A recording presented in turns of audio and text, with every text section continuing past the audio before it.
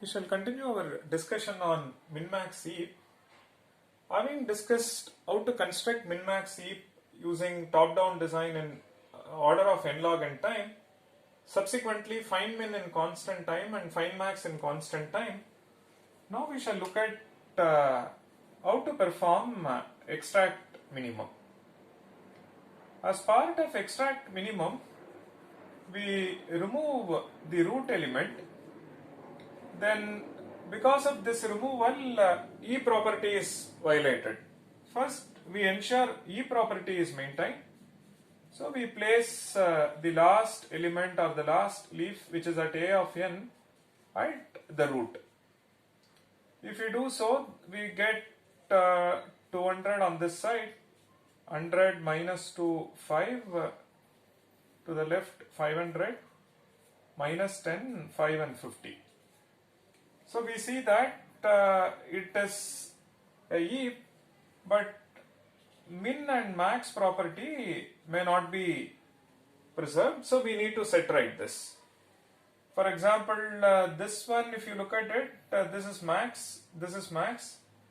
However, this one is not minimum for the entire tree. So which means there is a min violation. And the other thing is, we have removed minimum, and what is the candidate, the next candidate for the root? It has to be second minimum. So where can we find second minimum? Second minimum we can find at the next minimum level, that's precisely level 2. So second minimum is available at this location. So one of these 4 nodes is a candidate for second minimum. There is no order among the elements of L2, so one has to linearly scan and find out the candidate for second minimum, which can be answered in constant time. Once we find second minimum, we swap second minimum and the root. So we get second minimum, to the right we get this, to the left we get 500, 200, 5 and then 50. Now it's a recursive process. With respect to this subtree, again we identify second minimum and then swap. Like that we keep doing it until we hit the leaf node. That is one case where the recursion bottoms out. The other case is you don't find the second level, we have just one level down. So with respect to that, there may be a violation. For example, in this case there is a violation because this is min level, this is max level, this is min level, max level. You see that there is a violation, so set right that. So we get minus 10, 500, 100, minus 2, 5. To the left we get 50, 5 and then 200. So now we see that if there is a violation, then identify second minimum from this. Then next recursive call will focus only on this subtree. With respect to this subtree, identify the second minimum. Like that we keep doing it until we hit the last level. The last one, you may hit a leaf, or we may get a structure like this. So which means we just have to look at the child node and swap if required. Now how many comparisons we need? So it looks like there is a swap with a node in the second level, again there is a swap with a node in the second level, like that it goes. So it looks like if h is the height, there are h by 2 swaps. And now the question is this true for an arbitrary input or for an arbitrary min-max heap? Now when I swap with second minimum, can there be a possibility for max violation? So when you swap, can this subtree violate max property? And yes, it can. we shall see an example where max property is violated, which means it is not just h by 2, it is something more. And we shall look at one case study, then we will get into the analysis of extract min. Similar strategy we follow for extract maximum as well. So consider this min-max heap. Supposing we perform extract min on this min-max heap, you can see that this is minimum for the entire subtree, entire tree. Now this is minimum, and this is maximum. Similarly, this one is maximum for this entire subtree. This one is minimum for this subtree. This one is minimum for this subtree, and so on. Now, when we extract minimum, the root will contain 123, and to the right we get 40, 35, 36, 38, 38, 39, 39. To the left we will have 200, then 100, 150, then the other structure. Now we get, when we place 123 at the top, we get a heap. Now min-max property may be violated, which we need to set right.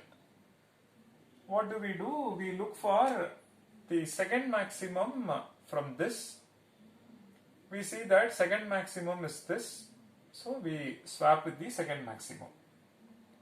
So the root will contain 35, then to the left it is 40, to the right it is 123, 36, and this other tree I am not drawing because the focus will be on this. So 38, 38, 39, 39. Then we said we recursively focus on this, and we also observed that when we swap, there is a possibility that max violation can happen. So the value that you are bringing to the root and subsequently a swap happens, because of that max violation can happen. For example, in this case, this is at min level, this is at max level, this is at min level. Now we see that there is a violation. So what do? We swap with the max node. So it becomes 123, then 40, then 36. Then we get into this subtree. Now this would be our recursive subproblem for the next iteration. Now this is at minimum. With respect to this, again find second minimum. Because there is no second level, you check with its leaf node. If required, swap. It turns out that we need to swap once more. So it becomes 38, 36, on this side 30, and then this side 40. So when we bring an element from the last level or the last leaf, and subsequently there is a swap with second minimum, there is a chance that there is a possibility that the value that you are bringing may be larger than the value at this max subtree. That's precisely what has happened now. Now because of that, we need to swap with max node. And after that, this would be our recursive subproblem. Now again, with respect to this recursive subproblem, focus on the second minimum. When we swap, it may so happen that again there may be a max violation. So we need to set right and then move down. If there is no second level, you check with its children and then swap if required. Fine. Let us look at one more case study before we get into the analysis. Let's look at this example. So very similar to what we did before, let's extract minimum. When we extract minimum, then what do? We look for second minimum from this level. So we swap the candidate which is present here, that would be 65, with this. So what would happen? This would be removed. We place 65 over here, so that we get a heap out of it. Then we swap 65 and second minimum, which is 20. So let me write it here. So then we will get 20 over here. At this place we will get 65. Let me draw this subtree alone so that we can understand things better. So the root will become 20. To the right we get 40, other side 25. Below that it is 65 and the other subtree, say 30, 31. This is what we get. Now we see that when we swap root and the second minimum, there is a max violation. This is what we observed before, right? There is a max violation. Then we set right this property. So we get 20 on this side. This side it is 65, 25, then 40, 30, 31. Below that we get 25 and 26. Now this is minimum, this is maximum. So we have placed maximum at the right place. Now we have to focus on this subtree and continue our procedure. We see that this is not minimum. With respect to this subtree, second minimum will be at this level. So find and then swap. So we get 20, 65, 25 and 40 and 25 will be swapped. So we get 31, 30, 40 and 26. Now we see that when we do this, there is a violation with respect to max. Max violation is happening. So we set right this. So on this side 20, then it becomes 65, 25. To the left we get 25, 31, then we get 40, 30 and then 26. Now we see that this is at minimum, maximum, minimum, maximum and minimum.